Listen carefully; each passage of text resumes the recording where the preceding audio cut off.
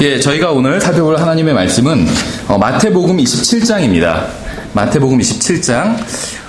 저희가 마태복음 27장 50절부터 53절까지 이게 오늘 본문인데 이 본문을 하나하나 강의하지는 않겠습니다.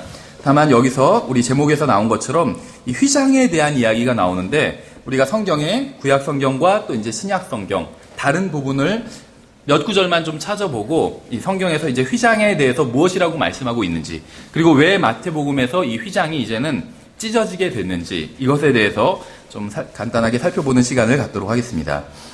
예, 마태복음 27장 50절부터 53절입니다. 마태복음 27장 50절부터 53절. 예, 저희가 지금 십자가 관련된 연속 설교를 지금 6번째 설교입니다. 그래서 가능하면 주의 만찬을 하는 주에는 저희가 십자가 관련된 설교를 하고 또 다음 주부터는 건전한 교리라는 그리스도인의 생활과 관련된 설교를 대략 한 4번 정도에 걸쳐서 시리즈로 저희가 좀 하려고 합니다. 예, 마태복음 27장 50절부터 53절 찾으셨으면 제가 읽어볼 테니까 한번 눈으로 따라서 읽어보시기 바랍니다. 마태복음 27장 50절.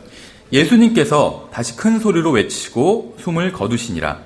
이에 보라, 성전의 휘장이 위에서 아래까지 둘로 찢어지고 땅이 진동하며 바위들이 터지고 무덤들이 열리니 잠든 성도들의 많은 몸이 일어나 그분의 부활 뒤에 무덤 밖으로 나와서 거룩한 도시로 들어가 많은 사람에게 보이니라.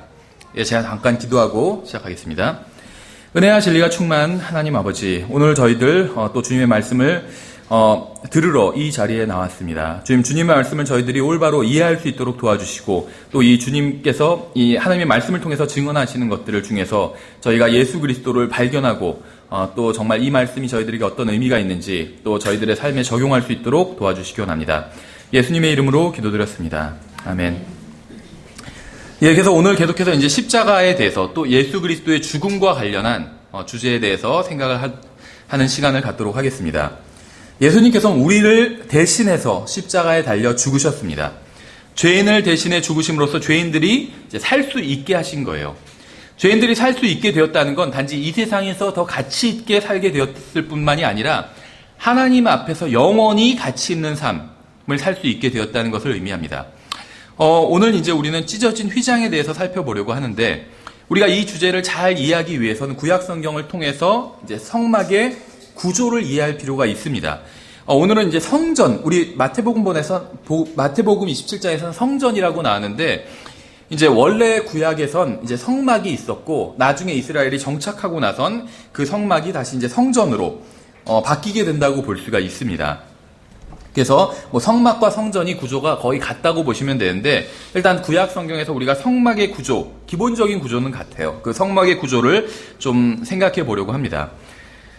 하나님께서는 자신의 계획을 실행하기 위해서 오래전에 아브라함, 이삭, 야곱 이 세 사람을 선택하셨습니다. 그래서 하나님께서는 이 사람들의 후손들을 특별한 백성으로 또 선택하셨어요. 그러니까 다시 말하면 이스라엘 백성을 이제 특별한 백성으로, 독특한 백성으로 선택하셨습니다. 근데 주님께서 이스라엘 백성을 선택하신 이유는 이들이 크고 대단한 민족이어서가 아니라 도리어 작고 보잘것없는 민족이기 때문에 선택하셨다, 이렇게 말씀하고 있어요. 또 이들이 어떤 강한 민족이어서가 아니라 도리어 약한 민족이기 때문에 선택하셨다, 이렇게 구약 성경에서 말씀하고 있습니다. 의롭고 완벽한 민족이었기 때문에 선택하신 것이 아니라 오히려 사악하고 반역하기를 좋아하고 또 목이 뻣뻣한 백성이기 때문에 선택하셨다고 성경은 말씀하고 있어요. 그렇죠. 그래서 어떤 유대인들에 대한 이야기를 우리가 많이 하는데, 유대인들의 자녀 교육 방법 이런 거에 대한 자세한 내용은 몰라도 아마 이야기를 들어보신 적은 있을 거예요. 유대인들은 이렇게 교육한다더라, 유대인들의 탈무드에 의하면 이런 것들이 기록되어 있다더라, 이런 얘기를 하는 경우가 있는데, 탈무드 내용 자체가 전체가 다 나쁘다는 건 아닙니다. 좋은 내용도 있을 거예요. 근데 탈무드는 그냥 인간의 글에 불과합니다. 탈무드에 엄청난 어떤 의미를 부여할 필요가 없어요. 차라리 성경을 제외한 어떤 인간의 글에서 지혜를 찾으려면 탈무드보다 머피의 법칙을 보는 게 훨씬 나아요. 머피의 법칙이 한 줄로 된 게 아니라 책으로 되어 있거든요. 근데 머피의 법칙이 훨씬 더 성경적인 내용을 많이 다루고 있어요. 인생에 대해서 굉장히 좀 부정적으로 많이 다루고 있거든요. 이 세상 인생에 대해서, 이 세상 해 아래 인생에 대해서 부정적으로 다루고 있어요. 그러니까 성경이 헤아의 인생에 대해서 부정적으로 다루는 것과 좀 비슷한 관점을 갖고 있다는 거죠. 탈무드는 성경적인 책이 절대 아닙니다. 정말 그 유대인들이 어떻게 그 자녀들을 교육했는지, 바르게 하나님 앞에서 교육했는지를 보려면 구약 성경을 봐야 돼요. 시편, 잠언, 또 율법, 이런 구약 성경을 봐야지 탈무드를 봐서는 안 된다는 거죠. 또 지금 어떤 유대인들 있잖아요. 우리가 보통 유대인이라고 생각하는 유대인들은 뭐 정확히는 몰라도 성경적 의미에서 보면 진짜 유대인은 아니에요. 생각해 보세요. 여러분, 유대인이라고 하면 어떤 이미지가 떠오르세요? 대부분 유럽 사람들처럼 생긴 유대인들이 떠오르지 않으세요? 아인슈타인이나 뭐 유대인이라고 하는 사람들, 특히 미국에 있는 사람들이나 아니면 지금 이스라엘에 살고 있는 사람들조차도 이 사람들은 정말 유대인인지 사실 의심스러운 사람들이에요. 대부분 진짜 유대인이 아니라는 거예요. 자기들이 어떤 정치적 또 경제적 이유로 어떤 자기들이 유대인이라고 주장을 하긴 하지만 지금 유대인들이 진짜 유대인은 아니라는 겁니다. 그래서 우리가 조심할 필요가 있어요. 지금 유대인들이 뭐 팔레스타인 땅에 갔기 때문에 이게 뭐 지금 예언이 성취된 거다, 막 이렇게 생각하고 흥분하는 사람들이 있는데 절대 그렇지 않다는 거예요. 아마 나중에 진짜 유대인들이 등장하게 될 겁니다. 진짜 유대인들은 물론 이제 유럽 사람 다른 그 민족적인 유대인이 아니라 할지라도 자기가 이제 개종을 통해서 유대교로 개종을 통해서 유대인이 될 수 있지만 그게 주류는 아니라는 겁니다. 그러니까 진짜 유대인은 유럽 사람처럼 생기지 않고 아랍 사람처럼 생겼어요. 그러니까 지금 유대인이라고 주장하는 대부분의 사람들은 사실 유대인이 아니라는 거예요. 근데 여러 가지 정치적 어떤 경제적 이유로 자기가 유대인이라고 주장하고 이제 유대인이 된 사람, 하나님을 열심히 섬기기 위해서가 아니라 다른 이유로 유대인이 된 사람들이 굉장히 많이 있다는 겁니다. 성경에서는 자기가 스스로 유대인이라고, 지금 자기가 유대인이라고 주장하는 사람들이 굉장히 많이 있어요. 팔레스타인 땅에. 전혀 유대인처럼 생기지 않았음에도 불구하고 그런 사람들에 대해서 어떻게 말씀하고 있냐면 계시록, 제가 이건 읽어볼게요. 그냥 참고로 한번 들어보세요. 계시록 2장 9절에 내가 내 행위와 환난과 궁핍을 알며 그러나 내가 부유하도다 또 스스로 유대인이라 하나 유대인이 아니요 사탄의 회당인 자들의 신성 모독을 아노라. 3장 9절에서도 보라 사탄의 회당에 속한 자들 곧 스스로 유대인이라 하나 유대인이 아니고 거짓말을 하는 자들이 있는데 보라 내가 그들이 와서 내 발 앞에 경배하게 하고 내가 너를 사랑한 줄을 알게 하리라. 자기가 스스로 유대인이라고 주장하는 사람들이 팔레스타인에 많이 있어요. 근데 사실 그 사람들은 대부분 유대인이 아니라는 거예요. 유대인처럼 생기지도 않았고 다른 이유로 유대인이라고 주장하고 있다는 거죠. 그래서 그 사람들의 어떤 교육 방법이나 아니면 탈무드의 교육 방법이나 이런 걸 굳이 따를 필요는 없다는 겁니다. 그렇죠. 그러니까 유대인에 대해서 우리가 환상을 품고 있는데 성경은 구약 성경을 진지하게 읽어보면 유대인에 대해서 환상을 품지 않게 됩니다. 목이 뻣뻣하고 정말 하나님께 반역하고 또 신약 성경을 봐도 스데반이 유대인들한테 설교할 때 너희가 항상 성령님을 거역했다 이렇게 얘기하고 있어요. 가끔가다 성령님을 거역했다 이렇게 설교한 게 아니라 항상 성령님을 거역했다고 그래요. 그러니까 우리가 유대인들을 본받을 필요가 전혀 없어요. 그 사람들이 뭐 노벨상을 많이 받았다고 해서 아니면 이 세상에서 좀 잘 산다고 해서 우리가 굳이 본받으려고 할 필요가 전혀 없다는 거예요. 성경은 유대인을 본받으라고 말씀하신 적이 없어요. 그러니까 유대인 어떤 자녀교육 열풍 이런 것들은 좀 비성경적이고 잘못된 그런 열풍이라는 거죠. 왜 제가 이런 말씀을 드리냐면 지금 우리나라에 들어온 어떤 그 거짓 교리, 지금 우리나라 기독교계를 휩쓸고 있는 거짓 교리 중에 다시 어떤 유대교로 돌아가자 이런 주장을 하는 사람들이 있습니다. 그래서 유대인들처럼 처음엔 유대인들처럼 뭐 자녀 교육을 바르게 하자. 그래서 뭐 그러면 노벨상도 탈 수 있고 이런 식의 얘기를 해요. 그건 뭐 괜찮은 것 같죠. 근데 이제 점점 어느 정도까지 나가냐면 유대인들이 지켰던 율법도 의미가 있다. 그래서 우리가 그것도 지켜야 된다. 이제 이런 주장까지 한다는 거죠.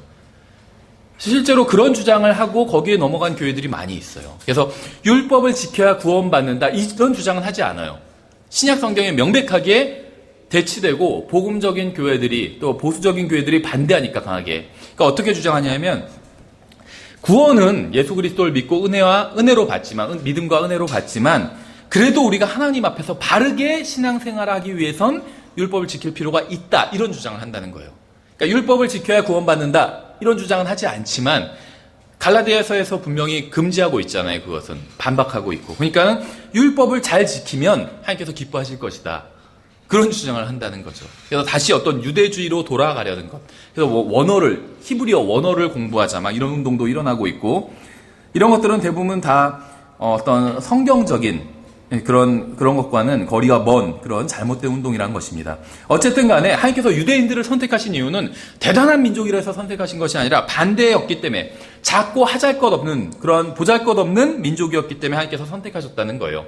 이런 민족을 하나님께서는 들어 쓰시는데 오히려 어떤 대단한 민족을 들어 쓰셨다면 하나님의 이름이 높임을 받을 수 있는 또 하나님께서 살아계시다는 것을 입증하기가 훨씬 어려울 수 있었다는 거죠. 근데 이런 작고 하잘것없는 보잘것없는 유대 민족을 들어 쓰심을 통해서 자신이 정말 살아계시다는 것을 세계에 알리셨다는 겁니다. 그렇죠. 하나님께서 유대인들을 통해 자신의 성품과 능력과 선함과 오래 참음을 보여주셨습니다. 하나님께서는 이스라엘 민족을 통해 이 세상에 여러 가지를 주셨지만 유대인들을 통해서 주신 가장 큰 선물은 자신의 아들인 예수 그리스도였어요. 예수 그리스도. 유대인들은 하나님과 특별한 관계를 맺은 민족이었습니다. 하나님께서는 이 민족에 속한 사람들 중에 다시 구약시대 몇 사람을 선택하셔서 이제 제사장 직분을 주셨어요. 그러니까 하나님께서는 유대인들, 모든 민족 중에 유대 민족을 선택하셨고 또 유대 민족 중에 몇 사람을 선택하셔서 이제 제사장 직분을 주셨습니다. 그리고 제사장이 하나님을 섬기는 곳이 바로 이 성막인데 이 성막을 어떻게 만들어야 하는지도 알려주셨어요.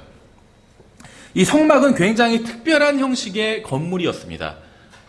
그러니까 구약시대엔 하나님과 만날 수 있는 어떤 공식적인 장소가 바로 이 성막이었다는 겁니다. 물론 성막 밖에서도 하나님을 만난 사람들이 있었지만 하나님께서는 이 성막에서 정기적으로 만나주시겠다고 약속을 하셨다는 거예요. 근데 이 성막은 어떤 구조로 되어 있냐면 삼중적인 구조로 되어 있어요. 성전도 마찬가지예요. 삼중적인 구조로 되어 있고 하나님께서는 이 삼중적인 구조를 굉장히 선호하시는 걸 볼 수가 있어요. 성경에 보면 우리가 뭐 아주 깊은 것들 자세히는 알 수 없지만 성경에선 이 우주도 삼중적인 구조로 되어 있다고 말씀하고 있어요. 첫째 하늘, 둘째 하늘, 셋째 하늘.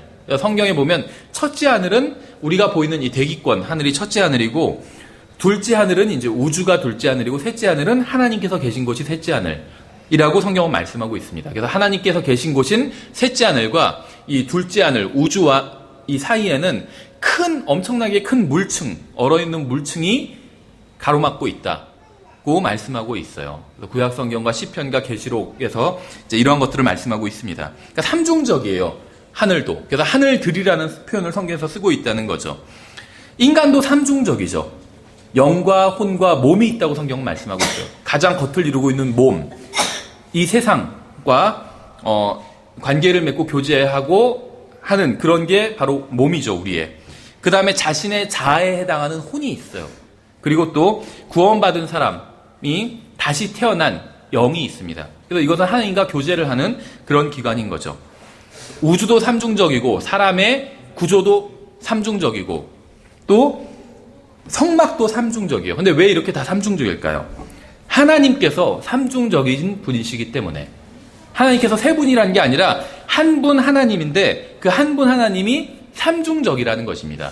바로 아버지 하나님과 아들 하나님과 성령 하나님. 삼중적인 존재라는 거예요. 하나님은. 한 분 하나님이지만 한 하나님 안에 마치 우리가 한 사람이지만 제 안에 저의 혼과 영이 있는 것처럼, 그러니까 저의 몸 안에, 몸도 저지만 저의 몸 안에 진짜 제가 있어요. 이걸 성경에선 이제 혼이라고 부른다는 거죠. 하나님도 마찬가지라는 겁니다. 인간과는 좀 다르지만 기본 구조는 비슷하다는 거예요. 그래서 우리가 하나님의 형상대로 창조되었다는 것은 피부색이나 아니면 성별을 말하는 게 아니라 이런 기본 구조를 말하고 있는 것입니다. 그렇죠. 하나님께서 저처럼 생겼다는 게 아니에요. 여러분처럼 생기지도 않았어요. 기본 구조가 비슷하다는 거예요. 그게 하나님의 형상대로 창조되었다는 말의 의미라는 겁니다. 그래서 오늘 우리가 살펴볼 이 성막은 삼중적인 구조를 가지고 있어요. 그래서 먼저 바깥 뜰이 있습니다. 바깥뜰. 성막 안에 들어가 보면 뜰이 있어요. 뜰. 그러니까 성막은 겉에는 어떤 기둥으로 이렇게 막혀 있어요. 기둥이 있고 이제 아예 외부와는 기둥으로 막아 있습니다. 그 위에 천장은 없고, 그래서 그 성막 안으로 들어가 보면 이제 천장이 덮여 있는 그런 텐트가 있습니다. 그래서 바깥 뜰이 있고 그 건물이 있는데 텐트예요. 일종의 성막은. 그 텐트가 이제 성소와 지성소로 이루어져 있습니다. 성소와 지성소.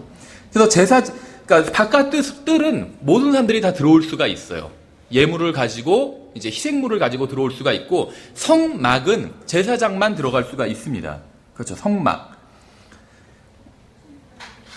근데 성막은 제가 방금 말씀드린 대로 성소와 지성소로 이루어져 있다고 말씀드렸죠. 그러니까 성막은 텐트인데 그 텐트는 성소와 지성소로 이루어져 있습니다. 지성소라고 하니까 이게 뭐를 의미하는지 감이 안 오시는 분들도 있는데, 영어로 most holy place예요. 그래서 가장 거룩한 곳이 지성소입니다. 지극히 거룩한 곳, 지성소. 그러니까 성막 안엔 먼저 들어가면 성소가 있고 안쪽엔 지성소가 있다는 거예요. 근데 지성소 안에는 이제 긍휼의 자리라는 곳이 있어요. 긍휼의 자리. 이전 성경에서는 자비석 이렇게 한자어로 번역했는데, 긍휼의 자리란 말이에요. 긍휼의 자리. 긍휼이 있는 자리라는 거죠. mercy seat이에요. 영어로가 훨씬 더 알아듣기가 쉽죠. mercy seat. 긍휼의 자리. 긍휼이 있는 좌석이라는 거예요. 근데 거기는 바로 하나님의 임재가 있는 곳입니다. 우리가 이제 하나님의 임재라는 표현을 쓰는데, 그냥 하나님께서 거기 계시다 이 말이에요. 하나님의 임재라는 말은. 그러니까 성막 안에는 성소가 있고, 더 들어가면 지성소가 있는데, 지성소 안에는 자비석이라는 긍휼의 자리라는 것이 있는데, 거기에 하나님께서 그리로 내려오시겠다, 이렇게 구약시대엔 약속을 하셨다는 겁니다. 그렇죠. 지금은 이런 게 없어요. 존재하지 않아요. 성막도 없고 이런 성전도 지금은 다 파괴된 상태고 없습니다. 과거 구약시대에 그랬다는 겁니다. 그래서 대제사장은 1년에 단 한 번 지성소 안으로 들어갈 수가 있었어요. 1년에 한 번씩만 지성소 안으로. 그래서 하나님과 만났습니다. 하나님과 만나서 무엇을 했을까요? 백성들의 죄를, 인간들의 죄를 속죄하기 위한 짐승의 피를 가지고 들어가서 지성소에서 뿌렸어요. 그래서 하나님과 만날 땐 이 피가 반드시 있어야만 했습니다. 희생물이 있어야만 했다는 겁니다. 그런데 이 성막 안에 성소와 지성소가 있다고 말씀드렸는데, 성소와 지성소를 나누는 것이 있었는데, 그 나누는 것이 벽으로 나눈 것이 아니라 휘장으로 나눴습니다. 휘장으로 나눴어요. 그러니까 휘장이 이제 그냥 베일입니다. 베일에 가려졌다 이런 말 쓰잖아요. 베일이에요. 휘장으로 성소와 지성소를 이제 나눠 놨습니다. 이걸 좀 더 자세히 살펴보기 위해서 한번 출애굽기 26장을 보겠습니다. 출애굽기 26장에 보시면 33절과 34절, 저희가 그 성막에 대해서, 이 지성소, 성소에 대해서 출애굽기와 레위기를 한번 찾아보도록 하겠습니다. 출애굽기 26장을 먼저 보시면, 여기서는 이제 성막에 대한 설명이 굉장히 자세하게 나옵니다. 근데 저희가 다 보진 않고 33절과 34절 두 절만 한번 보겠습니다. 출애굽기 26장 33절과 34절 제가 읽어보면, 또 너는 그 휘장을 걸쇠들 밑에 달고 증언궤를 거기로 휘장 안에 들여놓을지니 그 휘장이 너희를 위해 성소와 지성소를 나누리라. 그러니까 휘장이 성소와 지성소를 나눈대요. 그러니까 성막 안에 성소와 지성소가 있는데, 이 성소와 지성소를 나누는 게 휘장이라는 것입니다. 너는 지성소에 있는 증언궤 위에 긍휼의 자리를 두고, 그러니까 지성소 안엔 긍휼의 자리만 있었던 것이 아니라 궤가 있었고, 증언궤라는 것이 있었고, 그 위에 긍휼의 자리가 있었네요. 그래서 앞서 말씀드린 것처럼 성막에는 종교적인 예식을 하는 성소와 하나님께서 임하시는 긍휼의 자리가 있는 지성소, 이렇게 두 장소가 있었죠. 방이 두 개였다는 거예요. 성소에는 사람이 들어갈 수 있었고, 지성소에는 1년에 한 번 대제사장만 들어갈 수 있었습니다. 왜냐하면 지성소는 하나님께서 임하시는 거룩한 곳이었기 때문이에요. 그래서 사람이 들어올 수가 없었습니다. 그러니까 헌물을 죽여서 피를 가지고 대제사장 한 사람, 특별한, 인류 전체에서 특별한 한 사람만 들어갈 수 있는 곳이 지성소였다는 것이에요. 그렇죠? 하나님께서는 특별한 진리를 가르치시기 위해서 성막의 구조를 이렇게 만드신 겁니다. 이 휘장은 주님을 섬기는 일을 하는 종교적인 사람도 하나님과는 완전히 분리되어 있다는 진리를 가르쳐줘요. 하나님께서 직접 만드신 종교는 유대교밖에 없습니다. 기독교는 종교가 아니에요. 그렇죠? 하나님께서, 종교는 어떤 예식이 있어요. 제사장이 있고. 근데 기독교는 그게 없습니다. 인간 제사장이 없어요. 굳이 찾자면 예수님을 믿는 모든 사람들이 제사장입니다. 그렇죠? 그러니까 모두가 다 제사장이에요. 어떤 특별한 사람을 제사장으로 세우지 않는다는 거예요. 성경적 기독교는. 그러니까 성경적 기독교는 종교가 아니에요. 근데 유대교는 종교였습니다. 특별한 사람을 제사장으로 세웠어요. 그 중에서 또 단 한 명을 대제사장으로 세웠고, 그러니까 유대교는 하나님께서 만드신 합법적인 종교였습니다. 과거에.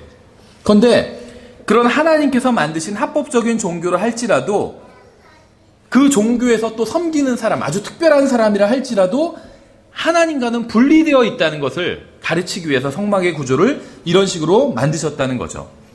하나님께서는 가장 최선의 상태에 있는 사람도 자신의 임재 가운데로는 결코 받아주지 않으시겠다는 것을 상징적으로 보여주셨다는 거예요. 성막의 구조를 통해서.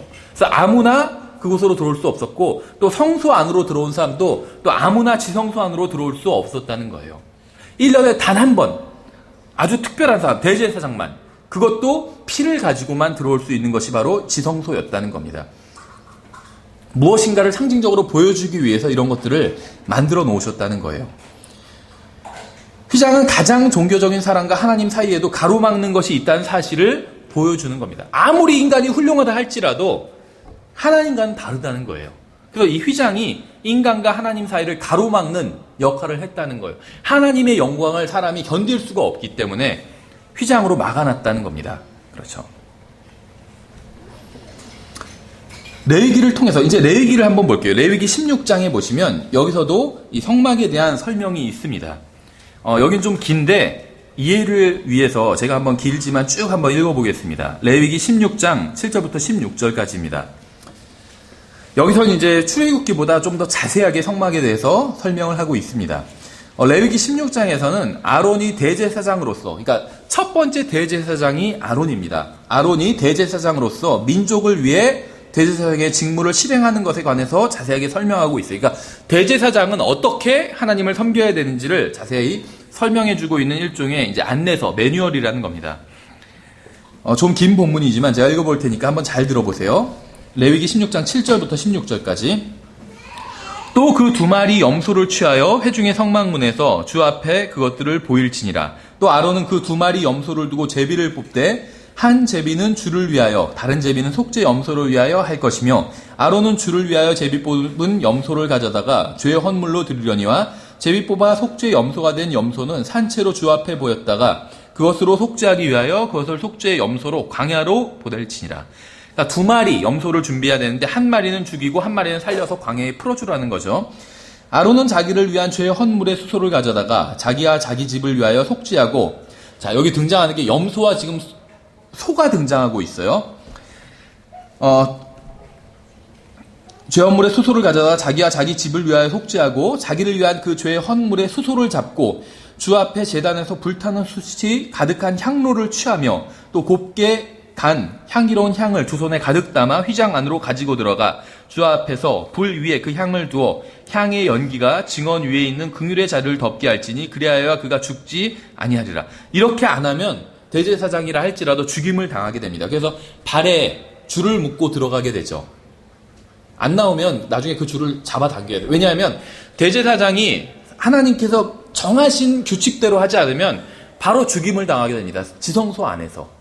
그럼 밖에서는 그 사람이 나오지 않으면 그 사람을 데리러 들어가야 되는데 그냥 지성소 안은 아무나 들어갈 수 없어요. 들어가면 죽임을 당하기 때문에 묶어둔 줄을 이제 잡아당겨서 시체를 꺼내게 되는 거죠. 그래야 그가 죽지 아니하리라. 그는 또 수소의 피를 취하여 자기 손가락으로 긍휼의 자리 위에 동쪽으로 뿌리고 또 자기 손가락으로 그 피를 긍휼의 자리 앞에 7번 뿌릴지니라. 그 뒤에 그는 또 백성을 위한 죄 헌물의 염소를 잡아 그것의 피를 가지고 휘장 안으로 들어가서 그 수소의 피로 행한 것 같이 그 피로 행하여 긍휼의 자리 위와 긍휼의 자리 앞에 그것을 뿌릴지니, 황소, 수소와 염소의 피를 다 뿌리라는 거죠. 곧 그는 이스라엘 자손의 부정함과 그들의 모든 죄로 말미암은 범법들로 인해 성소를 위하여 속죄하고 또 부정함 속에 거하는 자들 가운데 머무는 회중의 성막을 위하여 그와 같이 할지니라. 구약 성경에서 이렇게 어떤 제사 방법에 대해서 나와 있어요. 어떻게 하면 짐승의 제사로 백성들의 죄를 속죄하는지에 대해서 자세히 방법이 나 있는데 왜 그것을 해야 되는지에 대해서 설명하고 있지 않아요. 그냥 이렇게 하라는 거예요. 그렇게 하면 하나님께서 눈 감아 주시겠다는 거예요. 왜 그것이 어떤 메커니즘으로 작용해서 하나님 어떤 그 사람의 죄를 용서하게 되고, 그러니까 사람의 죄를 가리워주게 되고 씻게 되고 이러는지는 설명하고 있지 않다는 거예요. 그냥 자세한 설명은 이유는 말하지 않고 그냥 이렇게 하면 그냥 하나님께서 너희를 용서해 주시겠다 이렇게 말씀하고 있다는 거죠. 그렇죠. 하나님께서 이러한 제사 방법을 정해놓으신 것은 아주 특별한 진리를 가르치기 위함이었습니다. 이것은 일종의 모형이에요. 대제사장이 있습니다. 대제사장이 황소와 염소, 짐승을 잡아서 죽입니다. 대제사장은 불타는 숯이 가득한 향로를 취해서 휘장 넘어 지성소로 가지고 들어가요. 그는 사람들의 죄를 대속하기 위해서 지성소로 들어가서 향과 짐승의 피를 뿌립니다. 이것은 모든 사람의 죄를 대속하기 위해 하나님께서 정하신 방법을 모형과 그림으로 보여주고 있는 거예요. 그래서 율법에 제시된 성막은 일종의 그림자와 같은 것입니다. 이제 한번 히브리서로 넘어가 보겠습니다. 히브리서. 우리가 예전에 성경을 공부하는 방법에 대해서 배울 때 점진적 계시의 원칙이란 걸 배운 적이 있어요. 이 점진적 계시의 원칙이라는 것은 하나님께서 앞에서 이야기해 준 것보단 뒤에서 이야기해 준 게 더 많다는 겁니다. 무슨 얘기냐면 성경은, 구약 성경은 제일 먼저 기록된 것이 이제 3,500년 정도 전부터 기록되기 시작했어요. 욥기부터 기록되기 시작했고, 욥기나 창세기의 연대가 대략 3,500년 전이라는 것입니다. 신약 성경은 2000년 전부터 이제 기록되기 시작됐죠. 100년간. 그래서 구약 성경은 3,500년 전부터 거의 1000년간 기록되었고, 신약 성경은 2000년 전부터 100년간 기록되었어요. 그러니까 성경 자체는 3,500년부터 전부터 2000년 전까지 대략 1500년간 기록이 되었습니다. 40명의 기록자들에 의해서 기록이 되었어요. 그래서 성경의 창세기 제일 앞부분을 기록한 사람은 모세였죠.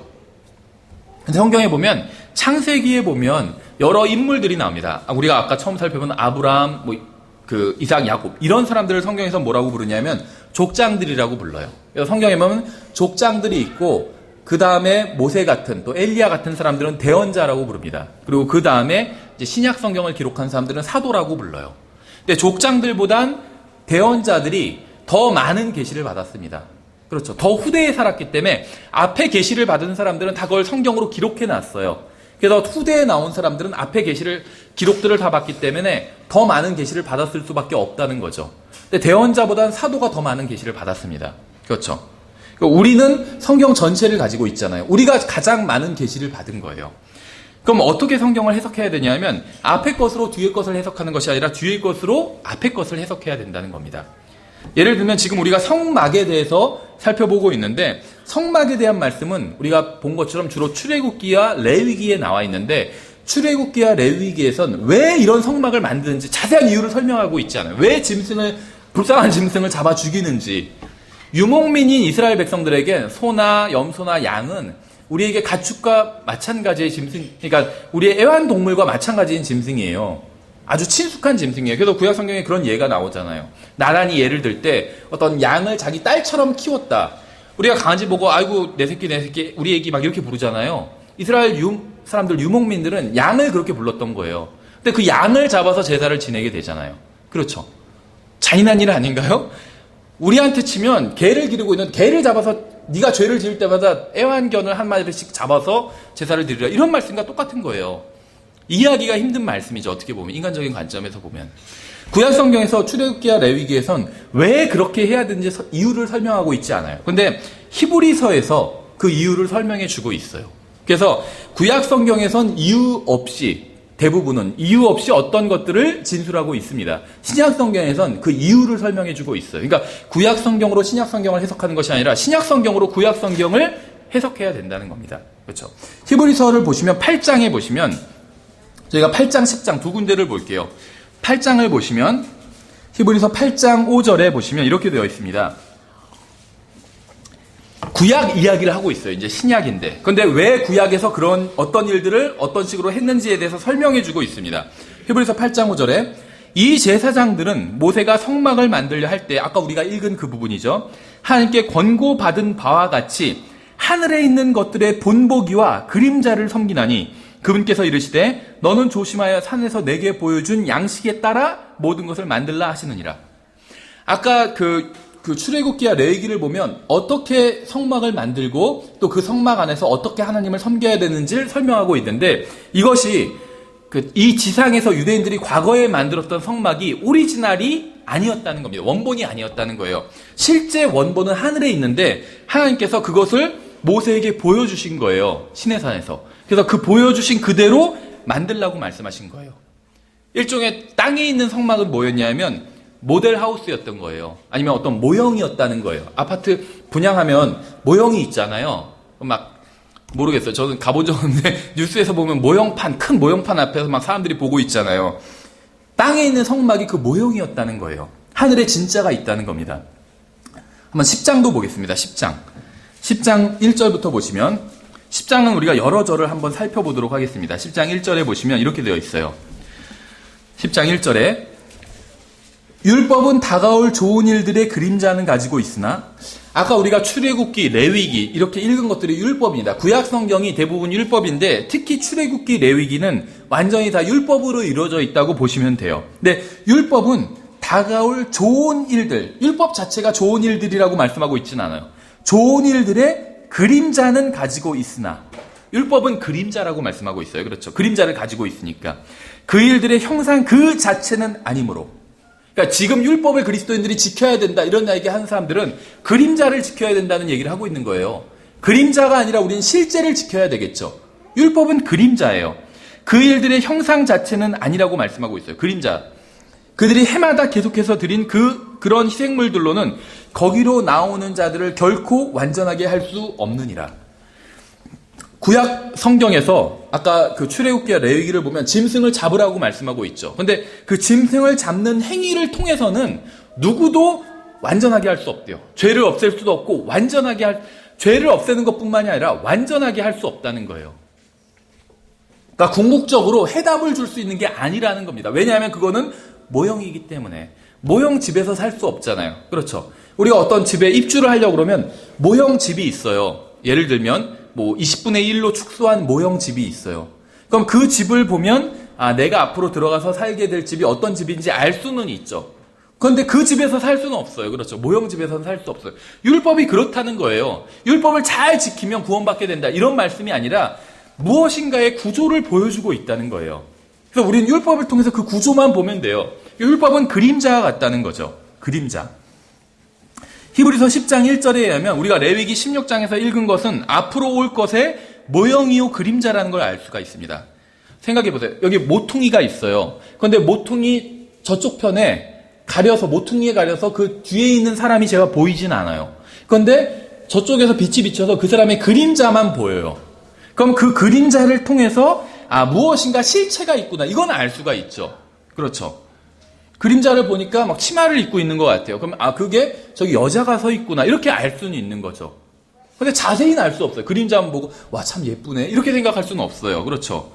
그건 몰라요, 아무도. 다만 어렴풋이는 알 수는 있어요. 무엇인가가 있구나. 이것만 알 수 있다. 율법을 통해선 무엇인가가 있구나. 하나님께서 원하시는 어떤 특별한 무엇인가가 있구나. 그건 알 수 있다는 겁니다. 하나님께서 원하시는 정확한 건 알 수가 없어요. 율법을 보고 하나님께서는 지금 양을 잡아 바치라, 짐승을 잡아 바치라 하니까 짐승 죽이는 걸 굉장히 좋아하시는구나. 하나님 섬기기 위해서는 막 짐승들 막 다 잡아 죽여야겠다. 이렇게 생각할 수는 없다는 거예요.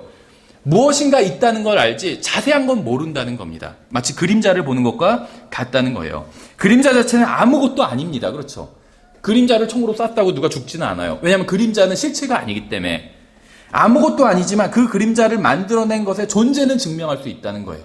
그림자가 있기 때문에 저기 분명히 누가 있다. 이렇게 생각할 수는 있다는 겁니다. 성경은 대제사장이 드리던 희생과 그 피를 가지고 지성소로 들어가서 뿌리는 것은 다가올 좋은 일들의 그림자라고 말씀하고 있어요. 그 일 자체가 대제사장이 들어가서 짐승 죽여가지고 짐승의 피 갖고 가서 거기에 뿌리면 그 자체가 좋은 것이다. 그렇게 하라고 명령하셨지만 그 자체가 좋은 것이다. 그렇게 말씀하고 있지는 않다는 겁니다. 다가올 좋은 것에 그건 그림자야. 모형이라고 이렇게 말씀하고 있다는 거예요. 그 자체는 아무런 능력이 없지만 실제로 존재하는 무엇인가를 이해할 수 있게 해준다는 거예요. 그래서 히브리서 10장 1절은 이러한 진리를 증언하면서 율법에 기록된 희생제사와 희생물로는 결코 누구도 완전하게 할 수 없다고 분명하게 말씀하고 있어요. 2절에 10장 2절에 보시면 그랬더라면 경배하는 자들이 한 번에 깨끗하게 되어 더 이상 죄들을 의식하지 아니하였을 터이므로 그것들을 드리는 일을 그치지 아니하였겠느냐. 그러나 그 희생물들에는 해마다 죄들을 다시 생각나게 하는 것이 있나니 황소와 염소의 피가 죄들을 제거하는 것은 불가능하니라. 그러니까 히브리서로 출애굽기 레위기를 해석해야지 그 반대가 되어서는 안 된다는 거예요. 짐승 제사, 황소와 염소 아까 나왔었죠. 출애굽기 레위기에. 그 황소와 염소의 피는 죄들을 제거하는 것은 불가능하다고 말씀하고 있어요. 그럼 그 황소와 염소의 피는 어떤 역할을 해요? 왜 그걸 하냐? 해마다 죄들을 다시 생각나게 하는 기능이 있대요. 죄들을 제거하는 건 불가능하지만 죄들을 다시 생각나게 한다는 거예요. 그래서 마치 율법은 거울과 같다고 말씀드렸죠. 거울을 보면 제 얼굴이 깨끗해지는 건 아니에요. 그렇죠? 자동으로 잘생겨지는 것도 아니고. 모르겠어요. 보통 남자들은 거울을 보면 자기가 잘생겼다고 생각하고 여자들은 못생겼다고 생각한다고 하더라고요. 그런데 거울을 본다고 해서 자동으로 잘생겨지는 것은 아니에요. 그렇죠? 거울을 보고 내가 이렇게 생겼구나. 아니면 내 얼굴에 뭐가 묻었구나. 이건 알 수 있어요. 얼굴에 뭐가 묻었어요. 거울을 보고 알았어요. 제가. 그러다가 다른 일을 하느라고 그걸 잊어버렸어요. 그 외출을 했어요. 그럼 사람들이 얼굴에 뭐 묻었네 이렇게 얘기해 줄 수가 있겠죠. 근데 제가 외출하기 전에 다시 거울을 봤어요. 그랬더니 묻은 게 다시 기억났어요. 이 거울의 기능이겠죠. 율법도 마찬가지라는 거예요. 해마다 드리는 이 희생물은 죄들을 생각나게 한다는 거예요. 생각해 보세요. 여러분 죄를 지으면 잊어버려요. 그렇죠. 죄를 지으면 자기가 한 어떤 나쁜 짓은 잊어버려요. 그게 나쁜 짓인지 모르겠지만 예를 들면 자기가 돈 줄 게 있고 돈 받을 게 있으면 어떤 게 더 항상 머릿속에 있나요? 돈 받을 게 주로 생각나. 돈 줄 거보단. 너 나한테 돈 줄 게 있는데 그래? 그런 게 있었나? 잊어버려요. 근데 받을 거는 잊어버리지 않는다는 거죠. 마찬가지로 죄를 잊어버리게 돼요, 사람들은. 왜냐하면 과거 속으로 흘러가 버리니까. 그래서 내가 그런 죄를 예전에 처음 죄를 질 때 막 양심에 걸리고 그랬는데 나중에는 별거 아니게 되고 내가 그런 죄를 지은 적 있나요? 막 이렇게 생각되기도 하고. 근데 죄를 지을 때마다 희생 제물을 드리면 죄가 다시 생각난다는 거예요. 내가 하나님 앞에서 죄를 지은 적이 있구나. 죄인이구나. 이걸 다시 리마인드 시킨다는 거예요. 그래서 이 짐승 제사는 그런 역할을 한다는 겁니다. 사람들은 죄를 지어놓고도 끔찍한 죄를 지어놓고도 양심이 무뎌지면 그냥 넘어가게 돼요. 그 죄가 별거 아니라고 생각하게 되는 사람도 많아요. 끔찍한 죄를 지어놓고. 근데 하나님께서 보실 땐 죄가 끔찍한 거라는 그걸 알려주시기 위해서 짐승을 잡게 만드신 거예요. 생각해 보세요. 염소도 그런데 황소는 훨씬 더 크죠. 거의 1톤 가까워요. 염소는 뭐 몇십 킬로 안 되겠죠. 그걸 잡으면 어떻게 될까요? 피가 막 낭자해지겠죠. 황소를 잡는다고 생각해 보세요. 모르겠어요. 미성년자들에겐 권하지 않지만 도축장 1턴에 관련해서 유튜브에서 검색해 보면 황소 잡는 것들 나오거든요. 짐승 잡는 거. 끔찍해요. 피가 막 튀고 난리가 나요. 그렇죠. 죄가 그렇다는 거예요. 하나님께서 보실 때. 끔찍하다는 거예요. 그런데 사람을 죽일 수는 없으니까 짐승을 잡는 걸 통해서 리마인드 시키는 거예요. 죄가 저렇게 끔찍한 거라고. 하나님께서. 사람들은 무감각해요. 죄 지어놓고도 또 정당화하기도 하고.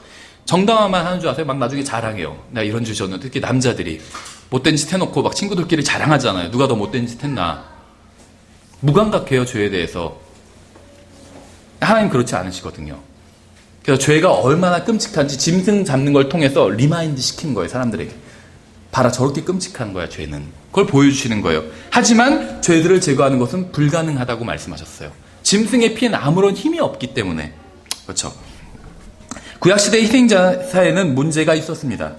율법은 하나님께서 지정하신 좋은 것이었어요. 율법은 하나님께서 나중에 세상으로 보내실 무엇인가를 미리 보여주기 위한 그림자였습니다. 율법 자체는 선한 것이고 율법에서 말씀하시는 대로 황소와 염소의 피를 바치는 것도 선한 것입니다. 하나님께서 시키신 것이기 때문에.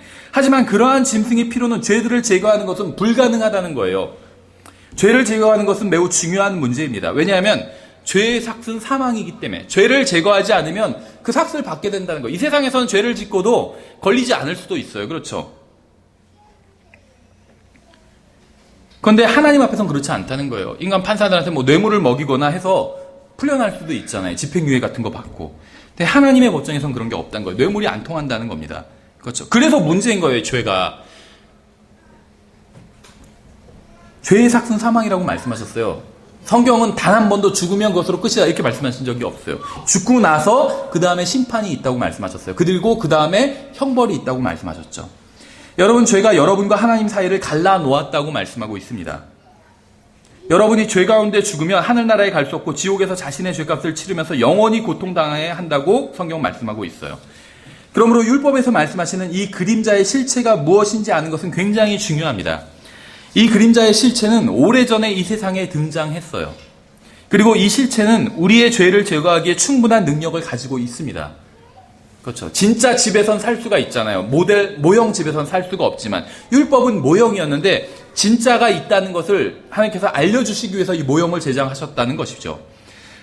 이 실체, 그런데 모형만 있었던 것이 아니라 이 실체가 역사 속에서 등장했다는 것입니다. 그래서 이 실체로 말미암아 우리는 휘장 너머에 있는 하나님의 임재 앞으로 나아갈 수 있게 되었다는 것이에요. 계속해서 히브리서 10장 다시 4절부터 보면 황소와 염소의 피가 죄들을 제거하는 것은 불가능하니라. 그러므로 불가능하기 때문에 그러므로 그분께서 세상에 들어오실 때 진짜가 온 거죠. 진짜가, 실체가.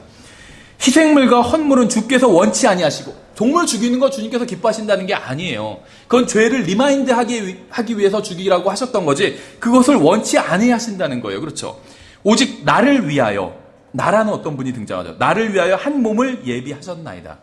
죄로 인한 번제의 헌물과 희생물들은 주께서 기뻐하지 아니하시나이다. 여기서 말하는 나는 누구일까요? 계속해서 다음 절 7절에 보시면 그때 내가 말하기를 오 하나님이여 보시옵소서 두루마리 책에 나에 대해 구약 성경 말하는 거예요. 나에 대해 기록된 바와 같이 내가 주의 뜻을 행하러 오나이다 하였나이다 하시느니라. 위에서 그분께서 이르시기를 희생물과 헌물과 번제 헌물과 죄로 인한 헌물은 주께서 원치도 아니하시고 기뻐하지도 아니하시나이다 하셨는데 그것들은 율법에 따라 드리는 것이라. 그 뒤에 그분께서 이르시기를 오 하나님이여 보시옵소서 내가 주의 뜻을 행하러 오나이다 하셨으니 그분께서 첫째 것을 제거하심은 구약 성경 모형이에요. 모형. 우리가 분양 다 되고 나면 모델하우스 다 제거해 버리잖아요. 그렇죠. 헐어버리죠. 첫째 것을 제거하심은 둘째 것을 세우려 하심이요 바로 이 뜻으로 말미암아 예수 그리스도의 몸이 단 한 번 영원히 드려짐을 통해 우리가 거룩히 구별되었느니라. 우리가 실제를 알기 전에는 그림자만 보고 판단할 수밖에 없어요. 그림자를 보니까 이 사람은 아마 여자일 것이다. 키는 얼마일 것이다. 이렇게 판단할 수 있겠죠. 근데 실제를 보면 더 이상 그림자 갖고 얘기할 필요가 없어요. 그림자와 실제가 있는데 그림자를 보고 계속 추측하고 있으면 그건 어리석은 사람이죠. 첫째 것은 율법이었어요. 근데 율법은 무엇인가를 증언하기 위해서 온 거란 것이죠. 율법 이후에 둘째 것, 진짜 실체, 그림자가 아닌 실체가 등장했다는 것입니다. 그래서 이 실체가 무엇이냐면 바로 예수 그리스도의 몸이라고 말씀하고 있어요. 예수님이라고. 예수 그리스도의 몸이 단 한 번 영원히 드려짐을 통해 우리가 거룩히 구별되었노라. 아까 그 4절과는 분위기가 다르죠. 황소와 염소의 피가 죄들을 제거하는 것은 불가능하니라 이렇게 말씀하셨는데 지금 10절에선 예수 그리스도의 몸이 단 한 번 영원히 드려짐을 통해 우리가 거룩히 구별되었다 이렇게 말씀하고 있어요. 그렇죠. 예수 그리스도의 몸은 2000년 전에 생겼습니다. 근데 그 전에 그럼 예수님이 2000년 전에 생기신 분이야? 그렇지 않아요. 예수님은 하나님이에요.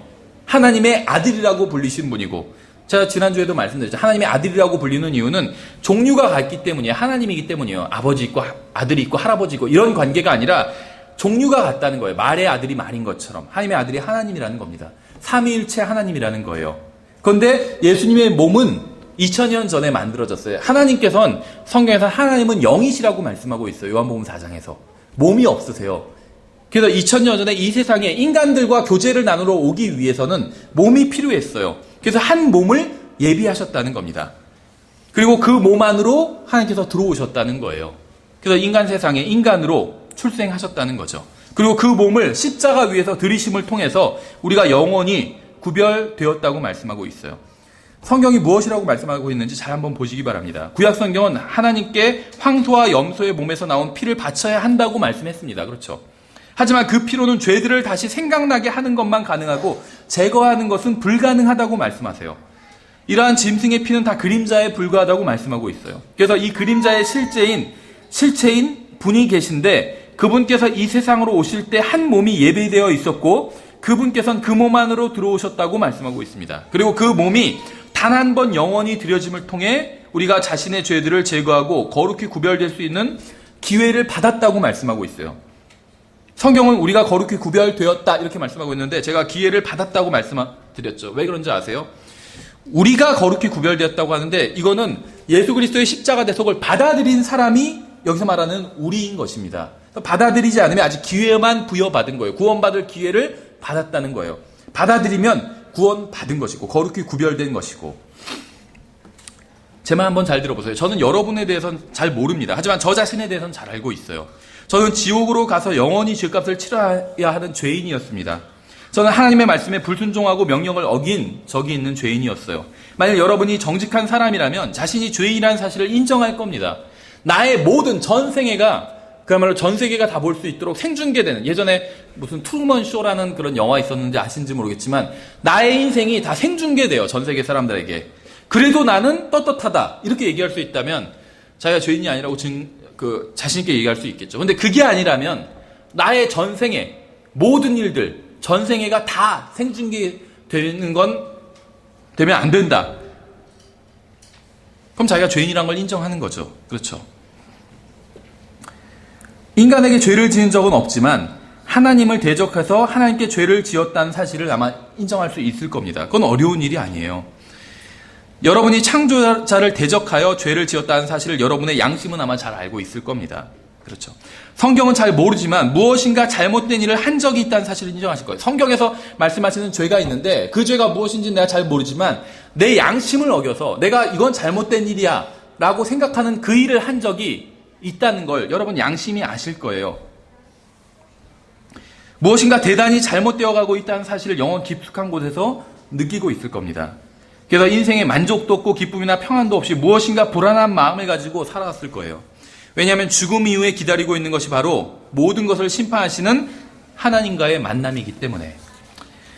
누군가 여러분의 죄를 제거하기 위해서 자신의 몸을 내어주러 오셨다는 사실이 놀랍지 않으세요? 그 누군가가 누구일까요? 황소나 염소는 아니에요. 그들의 필요는 죄를 제거하는 것이 불가능하기 때문에. 석가모니도 아닙니다. 저는 지금 석가모니가 나쁜 사람이다 이런 얘기를 하는 게 아니에요. 저보다 훌륭한 사람일 거예요. 그러니까 사람들이 성인으로 추앙하는 거겠죠. 석가모니도 나쁜 짓을 해라 이렇게 얘기한 적 없어요. 다 좋은 일을 하라고 얘기했지. 하지만 석가모니는 인간이었다는 거예요. 그렇죠. 죽음 이후에 대해서는 아는 것이 없었어요. 또 다른 누군가를 위해서 죽지도 않았습니다. 그렇죠. 모하메드나 공자도 마찬가지예요. 다른 누구를 위해서 죽지 않았습니다. 그 교황이나 사제나 어떤 목사도 다 마찬가지예요. 다른 누구의 죄값을 치르기 위해서 죽은 사람은 아무도 없습니다. 그렇다면 누가 여러분을 위해 자신의 몸을 내어주셨을까요? 성경이 무엇이라고 말씀하고 있을까요? 성경은 예수 그리스도의 몸이 단 한 번 영원히 드려짐을 통해 우리가 거룩히 구별되었다고 말씀하고 있어요.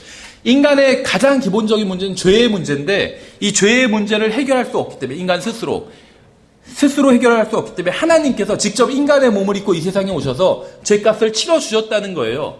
그래서 우리를 위해서 일종의 어떤 법률 행위를 해주신 거예요. 우리가 이걸 추인하면 그 효과가 나에게 온다는 거죠. 추인하지 않으면 그 효과가 나에게 오지 않는다는 거예요. 우리의 죄값을 갚기 위해서 예수 그리스도께서 자신의 몸으로 우리의 죄값을 갚아주셨다는 겁니다. 이러한 것은 제가 지어낸 이야기가 아니에요. 성경에 나와 있는 얘기예요. 마태복음 다시 본문 27장으로 돌아가 보겠습니다. 이제 본문을 보고 이제 마무리를 하겠습니다. 마태복음 27장에 보시면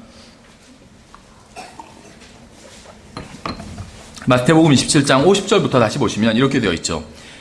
예수님께서 다시 큰 소리로 외치시고 숨을 거두시니라. 돌아가신 거예요. 예수님의 몸이 사망한 것이죠.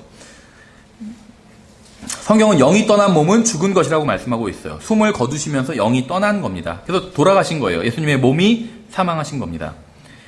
이건 히브리서 10장에서 말씀하시는 것처럼 예수님을 위해 준비되었던 몸의 죽음에 대한 증언이죠. 계속해서 다음 절 보시면 이에 보라 성전의 휘장이 위에서 아래까지 둘로 찢어지고 땅이 진동하며 바위들이 터지고 성전의 휘장이 찢어졌다고 말씀하고 있어요. 성전의 휘장이 찢어졌지만 이것은 사람이 한 게 아닙니다. 왜냐하면 지성소에는 아무나 들어갈 수가 없어요. 지성소에 들어가면 죽임을 당하게 돼서 누가 들어가려고 하지를 않는다는 겁니다. 그렇죠. 그래서 휘장을 사람이 찢은 게 아니라는 거예요. 또 이 정확한 높이는 알 수 없지만 왜냐하면 큐빗으로 그 단위가 되어 있는데 이 큐빗의 정확한 지금 어떤 그 길이를 우리가 알 수는 없어요. 대략 한 45cm 정도다 이렇게 추측만 할 뿐이지. 그런데 정확한 높이는 알 수 없지만 이 휘장은 4m 이상 높이에 걸려 있었어요. 아주 길게. 그러니까 이 성막은 성막의 천장은 4m 이상이 됐다는 거예요. 굉장히 높다는 거예요. 근데 그 기둥에 걸려 있었다고 하거든요. 휘장이 아까 레위기에. 그러니까 4m 이상 높은 데에 걸려 있어요. 휘장이 바닥까지. 그러니까 이거를 위에서 찢었다고 얘기하고 있는데 위에서 찢겨졌다고 사람이 찢을 수 있는 것은 아니었다는 거죠. 너무 높은 곳에 걸려 있었기 때문에. 예수 그리스도의 몸은 여러분과 저를 포함한 모든 사람의 죄값을 치르기 위해 십자가에 못 박혔습니다. 전능하신 하나님께서 자신의 아들의 몸이 모든 사람의 죄값을 치르기 위한 희생물로 드려졌을 때 휘장을 위에서부터 아래로 찢으신 거예요. 누구나 원하면 지성소로 들어갈 수 있게 하기 위해서 휘장을 제거하신 겁니다. 우리가 긍휼의 자리까지 들어갈 수 있도록 하기 위해서 인간과 창조자 사이를 막던 휘장을 하나님께서 직접 찢으신 거예요. 우리는 예수 그리스도를 통해서 하나님의 긍휼을 받을 수 있게 되었습니다. 예수님께서 자신의 몸을 우리를 위해서 드리심으로 휘장이 찢어졌다는 거예요. 하나님과 인간을 막던 휘장이 이젠 찢어져서 없어지게 되었다는 겁니다. 죄의 용서를 받게 되었고 혼의 깨끗함을 받게 되었고 영원한 생명이라는 하나님의 선물도 받게 되었다는 겁니다. 우리가 이런 것들을 받을 자격이 있어서도 아니고 권리가 있어서도 아니라는 거예요. 우리의 능력으로 취득한 것도 아닙니다. 주 예수 그리스도께서 십자가 위에서 죽어주심으로 죄값을 치러주셨기 때문에 우리가 이런 하나님 앞에 나아갈 수 있는 길이 열리게 되었다는 거예요. 제 말을 한번 잘 들어보세요. 여러분 앞에는 이제 하나님께로 나아갈 수 있는 길이 열려 있다는 겁니다. 휘장이 찢어졌, 예수님께서 죽으실 때 휘장이, 인간과 하나님 사이를 막던 휘장이 찢어졌다는 말의 의미는 여러분이 언제든지 하나님 앞으로 나아갈 수 있게 되었다는 거예요. 여러분에게 가장 필요한 것은 하나님의 긍휼인데 여러분이 긍휼의 자리까지 나아가는 것을 막는 것은 아무것도 없다는 것입니다. 여러분은 지은 죄 때문에 하나님의 진노를 받아야 마땅합니다. 하나님의 진노와 형벌을 피하기 위해서는 그분의 긍휼이 필요한데 긍휼의 자리로 나아가는 길이 완전히 열리게 되었다는 것이고 막는 게 전혀 없다는 겁니다. 하나님께서 여러분에게 긍휼을 베푸시는 단 한 가지 이유는 여러분이 잘나거나 그럴 만한 가치가 있어서가 아니라 여러분을 위해서 자신의 아들이 몸을 들여 피를 흘려주셨기 때문이에요. 법률 행위를 해주신 거예요. 대리 행위를. 물론 어떤 그 형벌을 우리 법에선 그 대신 받아줄 수는 없지만 개념은 충분히 우리가 이해할 수 있다는 겁니다. 나를 대신해서 내가 위임장을 써준 적도 없는데 나를 대신해서 벌을 받는 대리 행위를 해주신 거예요. 제가 여러 번 말씀드렸죠. 근데 무권대리이기 때문에 추인을 해야지 그 효과가 저에게 올 수 있어요. 예수님께서 십자가 위에서 죽으셨어요. 나를 대신해서 하신 거래요. 근데 나는 그렇게 해달라고 부탁한 적이 없어요. 그러니까 무권대리 행위예요. 권한을 준 적이 없는 대리 행위예요. 근데 가만히 보니까 나를 대신해서 죄의 형벌을 받으셨기 때문에 일사부재리 원칙이 있잖아요. 한 번 죄에 대한 형벌이 부과되면 다시 부과할 수가 없어요. 우리 법에서도 그래요. 그렇죠. 그래서 예수님에 대해서 나의 죄값을 하나님께서 그 벌을 예수님을 십자가 위에서 벌을 주신 거예요. 나의 죄값을 다 갚아주신 거예요. 나는 부탁한 적이 없지만. 근데 가만히 보니까 그 이익이 너무 좋아요.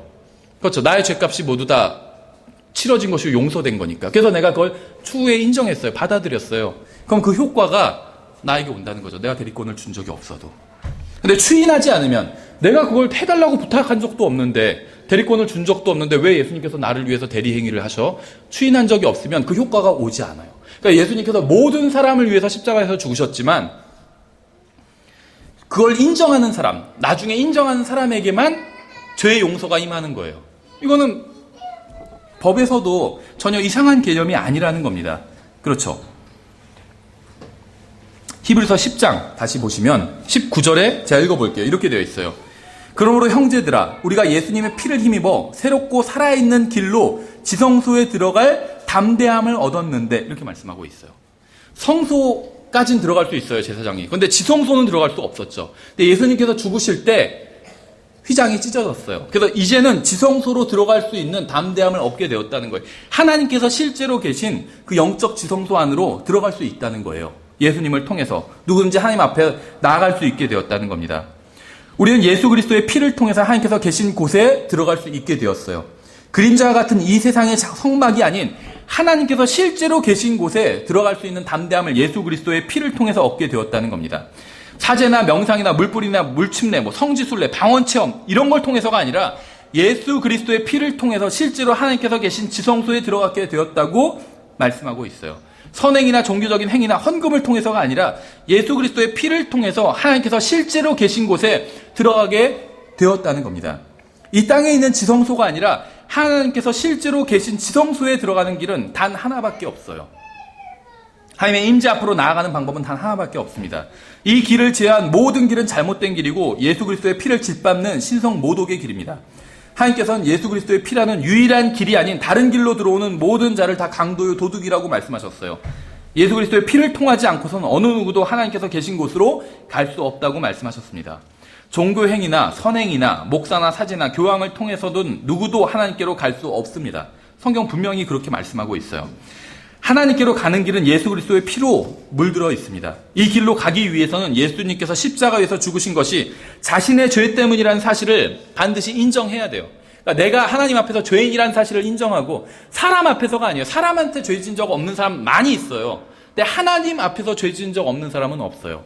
하나님 앞에서 내가 죄인이라는 사실을 인정하고, 예수님께서 십자가 위에서 죽으신 것은 나를 위해서 그렇게 하셨다는 사실을 받아들이면 구원받게 된다는 거예요. 하나님께서는 그렇게 말씀하셨어요. 이 십자가 대속을 통해서 너의 죄값을 모두 다 치러주겠다. 받아들이겠느냐? 이렇게 물으셨다는 거예요. 그걸 받아들이면 그 효과가 저에게 미친다는 거죠. 반드시 자신의 죄값을 치르기 위해서 예수님께서 십자가 위에서 죽으셨다는 사실을 믿어야 합니다. 황소나 염소의 피가 아닌 사도행전 20장 28절에서는 하나님 자신의 피라고 부르는 예수 그리스도의 피를 통해서 자신의 죄값이 치러졌다는 사실을 믿어야 돼요. 하나님의 피이기 때문에 능력이 있는 거예요. 우리의 죄를 씻을 수 있는. 계속해서 다음 절 10장 20절에 보시면 이렇게 되어 있어요. 이 길은 그분께서 우리를 위하여 휘장 곧 자기의 육체를 통해 거룩히 구분하신 것이라. 예수님께서 우리의 휘장이시고 제사장이시고 희생물이십니다. 그래서 우리는 더 이상 제사장을 찾을 필요가 없어요. 희생물도 찾을 필요가 없습니다. 제사장을 찾을 필요가 없다는 말은 구원받기 위해서 누군가를 찾을 필요가 없다는 거예요. 누구나 다 하나님 앞에 직접 나아갈 수가 있다는 거예요. 누구나 다. 하나님께 나아가는 길을 찾을 필요가 없다는 거예요. 희생물도 찾을 필요가 없다는 거예요. 희생물을 찾을 필요가 없다는 말은 뭐냐면 구원받기 위해서 무엇인가를 하거나 희생하거나 돈을 갖다 바치거나 할 필요가 없다는 거예요. 나의 삶을 희생할 필요가 없다는 거예요. 구원받기 위해선. 왜냐하면 이미 예수님께서 2000년 전에 다 하셨기 때문에 그걸 받아들이기만 하면 구원해 주시겠다는 거예요. 제가 여러 번 말씀드리지만 이거보다 더 자비롭고 관대한 구원 방법이 있나요? 어떤 사람은 선행을 해야지, 선하게 평생 선하게 살았지만 예수님을 믿지 않은 사람은 지옥에 가고, 악하게 평생 살았지만 예수님을 믿은 사람은 마지막에 죽기 전에 믿은 사람은 하늘나라에 가고, 이렇게 불공평한 게 어디 있냐. 하나님 잔인하다. 어떻게 평생 선하게 사는 사람을 지옥에 보내시냐. 예수님 안 믿었다는 이유로. 이렇게 얘기하는 사람들이 있죠. 그러면 하나님 잔인하다. 근데 그 반대예요. 누구든지 구원받을 수 있게 해주셨잖아요. 평생 선하게 살았건 평생 악하게 살았건 상관없이 누구든지 구원받을 수 있는 길을 마련해 주신 거예요. 이거보다 더 관대한 게 어디 있어요. 누구나 원하면 선을 행할 수 있는 능력이 아무것도 없는 사람도, 갖다 바칠 게 아무것도 없는 사람도, 희생할 것도 아무것도 없어요. 건강도 다 악화가 됐고 병원 침대 암 말기로 누워있어요. 희생할 것도 아무것도 없어요. 장기 기증할 것도 없고. 그래도 괜찮다는 거예요. 예수님께서 2000년 전에 미리 희생해 주셨기 때문에. 그걸 받아들이기만 하면 마음속으로, 쳐다볼 필요도 없대요. 눈이 안 좋은 사람도 있잖아요. 마음속으로 받아들이기만 하면, 마음이 없는 사람은 없잖아요. 마음속으로 받아들이기만 하면 구원해 주시겠다는 거예요. 이거보다 더 관대한 구원 계획이 어디 있어요. 그렇죠?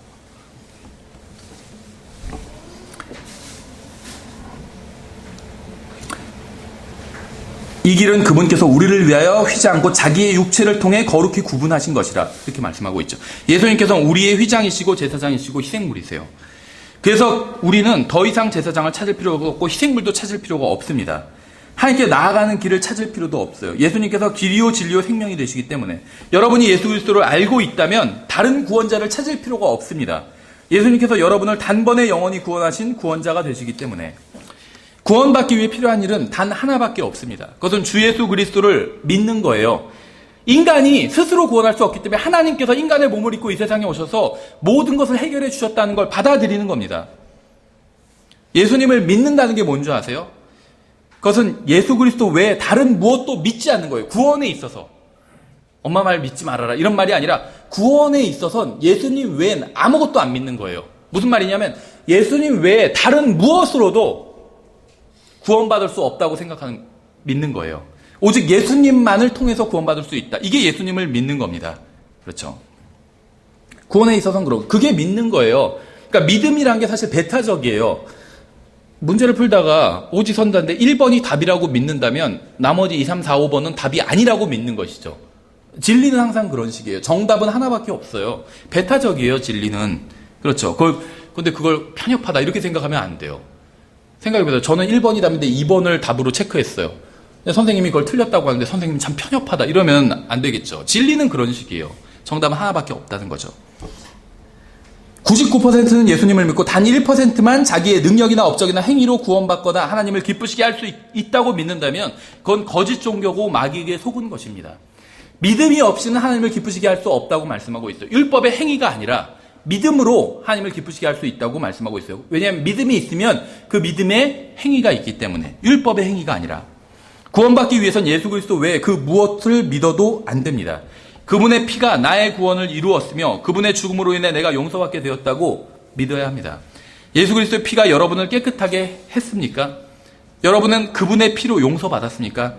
만약 아직 구원받지 못한 분이 있다면 지금 이 순간 마음속으로 이런 식으로 기도하시면 돼요. 주 예수님, 저는 주님이 죄인을 위해 죽으셨다는 사실을 믿습니다. 그리고 그 죄인이 바로 접니다. 저는 주님이 죽은 자들로부터 부활하셔서 지금 살아계시다고 믿습니다. 주님을 저는 저의 유일한 구원자로 받아들입니다. 지금 저를 구원해 주시기 원합니다. 이렇게만 기도하면 돼요. 말이 달라도 상관없어요. 이런 식으로만 기도하면 됩니다. 마음속으로 지금 제가 한 기도를 저도 그렇게 하겠습니다. 이렇게만 하셔도 됩니다. 이렇게 간구하는 것만이 구원받을 수 있는 유일한 방법입니다. 이것만이 성경적 방법이에요. 이것만이 하나님의 방법입니다.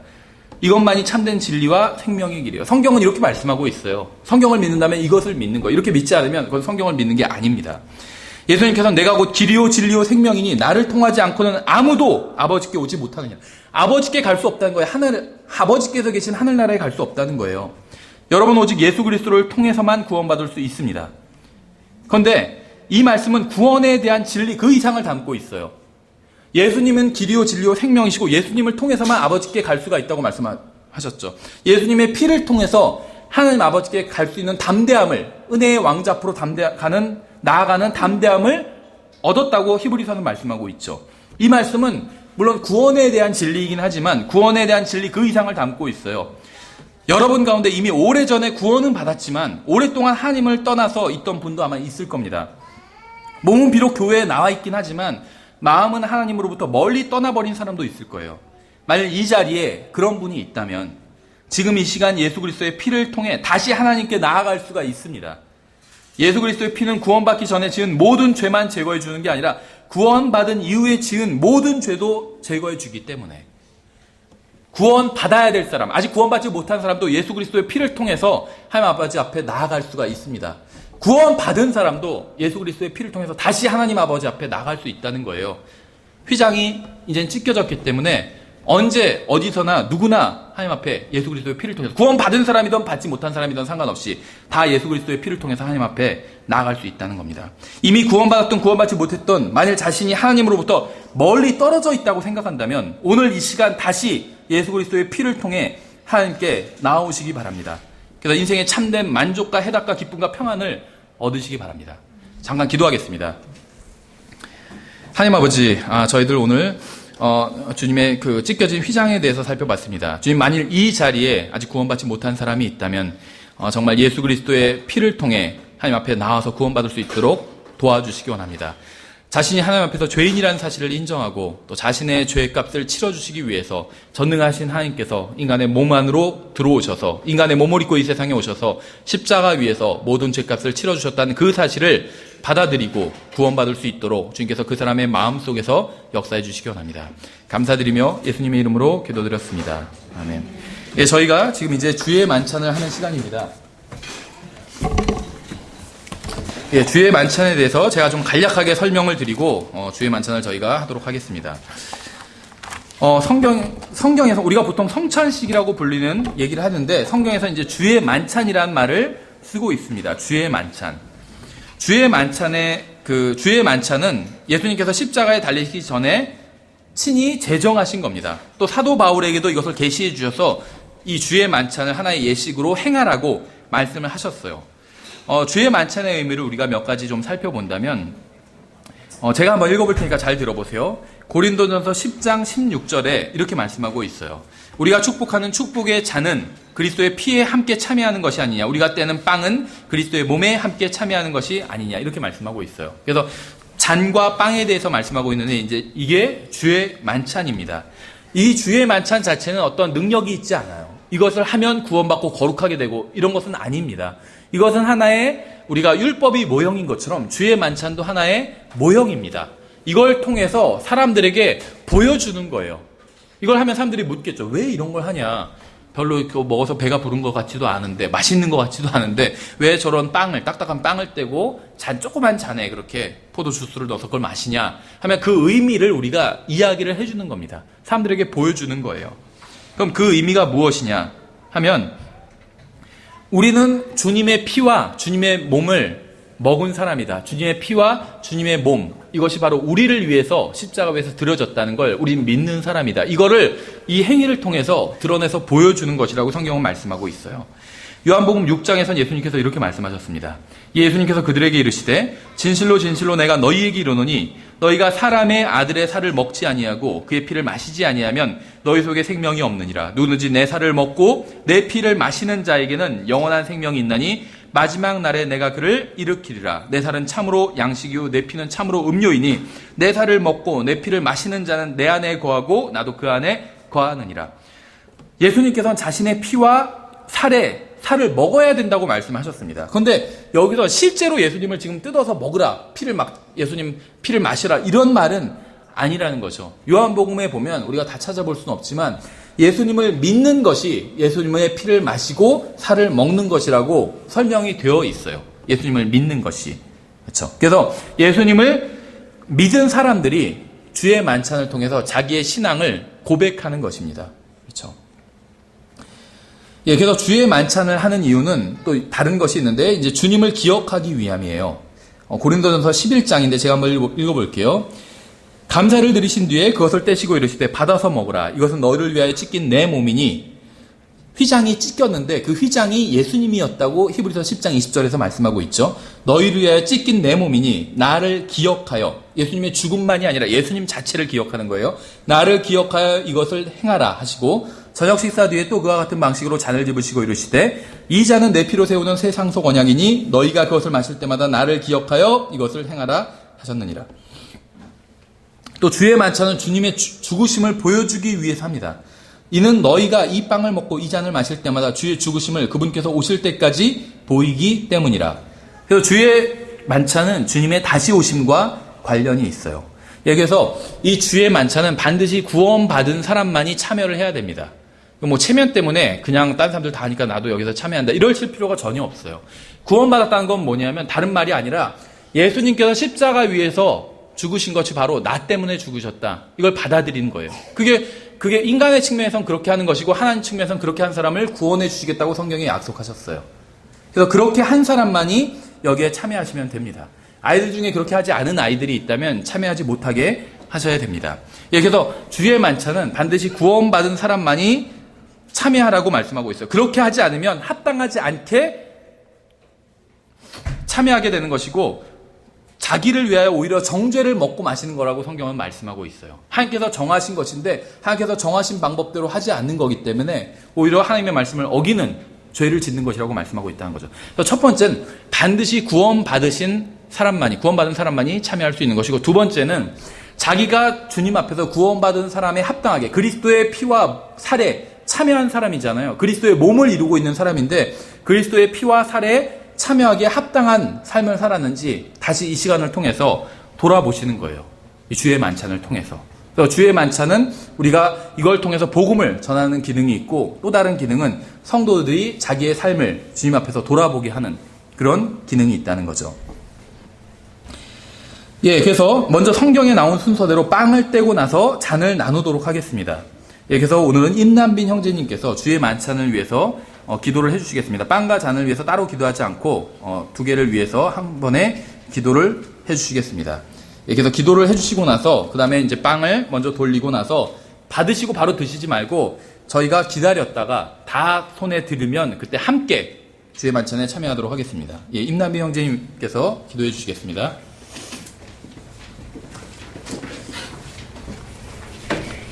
다 같이 기도드리겠습니다.